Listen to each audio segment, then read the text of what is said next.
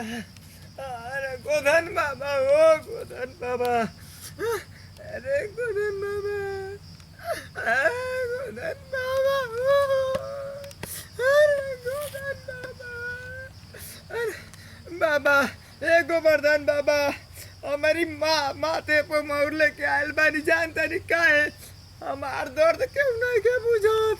अरे दादा लड़चुअरवा के बियाह हो गई, करियवा के बियाह हो गई, पूर्णा के बियाह हो गई, कलुआ के बियाह हो गई, देवरा के बियाह हो गई, बेलाडवा के बियाह हो गई। ओ दादा हमसे छोट छोट रहा जब 5-5 बरिस उन्हें के बियाह हो गई। गोधन बाबा आई अगुआ के बेटा कहता तार लगल चरचराता।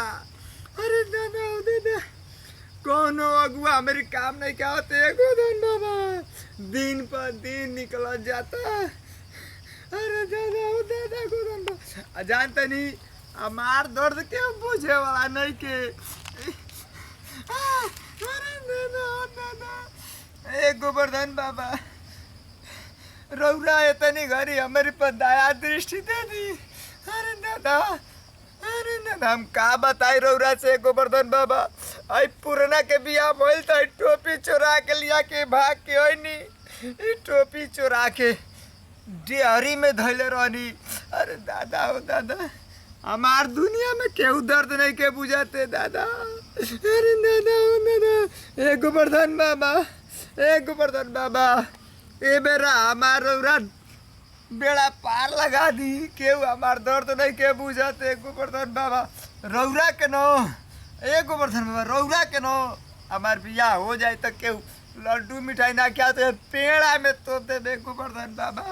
अरे दादा ओ दादा अरे केहू लौकत नहीं के हमार भाग का छिपल बा ए गोवर्धन बाबा, हमारी नसीब में का लिखल बा हो दादा।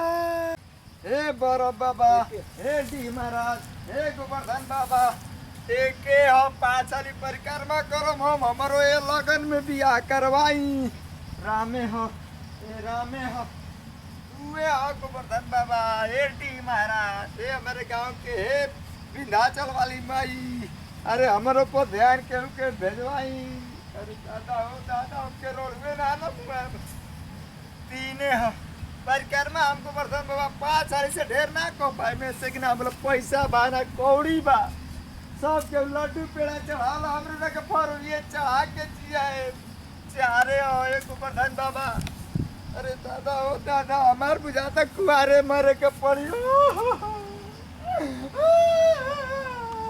अरे दादा ओ दादा ए गोवर्धन बाबा अरे हमार दुख बुझी। अरे दादा ओ दादा हमार दुख बुझी गोवर्धन बाबा, एहू लगन में तो हमार कोनो शादी कराई हो दादा। अरे बाबू अरे माई रे माई, अरे दादा हो दादा गोवर्धन बाबा रौरा सब अपन दिल के बात कितना बताई। अरे बाबू अरे दादा हो दादा हमार दुख केहू सहे वाला नहीं के, केहू सुने वाला नहीं के। अरे दादा हमार जवानी फड़फड़ाता फड़फड़ाता। अरे गोवर्धन बाबा ओ बाबा क्या कहे। अरे दादा हो दादा का हमारी नसीब में लिखल बा हो दादा। अरे दादा हो दादा हे पंडित जी हे महाराज हे गोवर्धन बाबा। अरे दादा हो दादा रौरा था हमार दिल के बतिया सुन लेनी बुझाता ये लगन में हमरो बियाह आचार चलाइल भाई पंडित जी महाराज जी। अरे दादा हो दादा तनी बड़ा भाग से बेटा गनी हो महाराज, बड़ा भाग से बेटा गनी है पंडित जी। योगी जी का बड़ा खुशखबरी जतरा खराब हो दादा हो दादा योगी जी के बड़ा खुशखबरी, जितने रणुआ है उनको 51,000 रुपया मिलेगा। अरे महाराज जी जल्दी हमारो करवाई तो हम रणुए आज बानी, हमसे छोटे छोटे रुनुआ मुनुआ झुनुआ वाला सगरी के बियाह हो गई। तनी देखिए पंडित जी हमारो। ए महाराज देखी ना तब वो सब तो हमसे तो बढ़िया चेलवे हमार देख ली। अरे दादा केहू से देखला महाराज हमार जल्दी देखवाई पता। बैठो हम देखला तनी बैठो बैठो बैठो महाराज दी गुरुदेव ली आई पेपर धर। हां पंडित जी अरे दादा हो दादा हमरो देखिए गोवर्धन यात्रा हमार खराब हो जाई, बहुत सुमुहूर्त करे।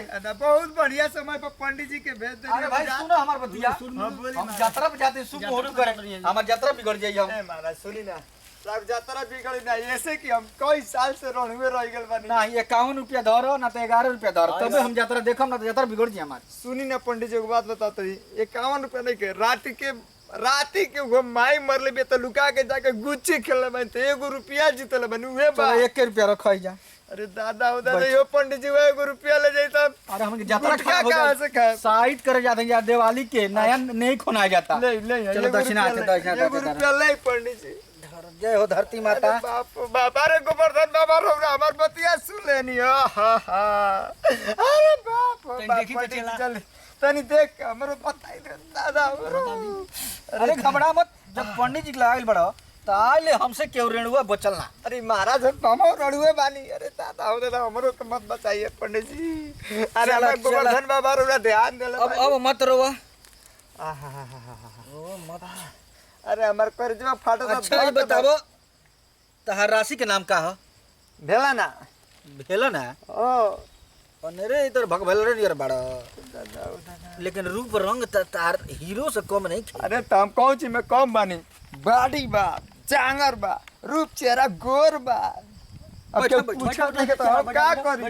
बैठ बताई भक भेलड़ा भव से आवता हां लेकिन तही जातक में राक्षस गण अरे रहता। दादा हो दादा राक्षस रो रख लो तनी अच्छा तनी और तुम मन से देखी तनी मन से देखी मन दी काहे महाराज गोवर्धन बाबा पंडियो जी बड़ा भाग से आयल बनी है का कहतन कुछ बुझाते नहीं के। तहार तो गन्ना ज्यादा गुण से बनत नहीं खे।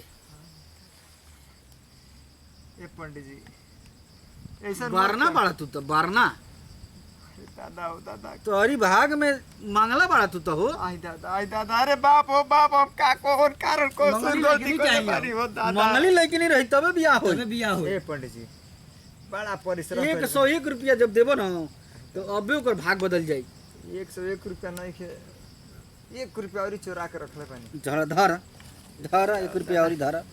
कैसन पंडित बेटा ले दादा राती के गुच्ची खेलने बानी जीतले बानी वो पैसा लेता रे दादा गोवर्धन बाबा का भेजरी पंडित जी ले ले महाराज भेज रख दी। धर धर हो जा धर। जातक बताओ तहार की तार लगन तो चरचराता। दादा हो दादा अरे दादा हो दादा और ही बताइए चरचराता फरफराता। अरे बाप रे बाप ये गोवर्धन बाबा गोधन कुटाती तहार भाग फरियाता। अरे दादा मोर चढ़ जाई चोरावल मोर सड़ जाई। तुम देखेबो हाथ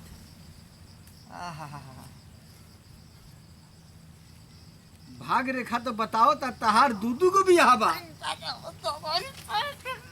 एगो कोटी आ एगो रुक जाई। एगो कटी एगो रुक जाई एगो रुक जाई अरे दादा हो दादा यानी कि एगो अड़ जाई अच्छा एगो कट जाई। अच्छा हम कह कि एक बहुत बतारी खाती। हाँ महाराज रणुए रह गनी आज ले वो ना भइल। चलो भाई चलो तहार चलवा के औसो बियाह हो जाई बियाह। तहार रास तुला राशि बा आ तहरी राशि में बहुत बड़ा शादी होखे वाला बा। ऐसन बा कि अब टेंशन मत ल जौन होई तन देखल जाई। हमने के चलते हैं जा मुहूर्त पर। लेकिन एके कमी बा का महाराज बोली कमी का बारे दादा कमी मत कही बहुत साल से लुका के जो मेरा बानी गोदन बगल कुटा गल बनी केला ये तू मेरे बहुत कमी कइले बा। 101 रुपया और देबो तबे हाँ, बताई। तबे बताई। बाप ओ बाप ए महाराज बाया खेतवा बेच दी का 101 रुपया देबो तबे बताई। अब तो किटनिए बेचे के पड़ी गोवर्धन बाबा नहीं तो पैसा नहीं कि वो गुच्ची खेल के पंडित चल हे महाराज रुक जा ना रुक जा चली। 1 रुपया और भाई 1 रुपया हाँ। और एक भाई वो तब अरे दादा हो दादा ई कैसे पंडित से पाला पड़ल बानी 1 रुपया निकालता तबे न बियाह होई। ये बचल पैसवा बा निकालबा हमरा तबे तो बियाह होई। आई देख रबरी गुड़वा पर कस गीत के कहीं ना होई। पंडित जी बोली लहान वाला मंतरिया मार दीजिए का। हां मार दिया जा। दादा हो दादा हां मारी। दादा हो दादा रे धरी दक्षिणा। हां दे अरे दादा हो दादा रुपया चलो भक्त।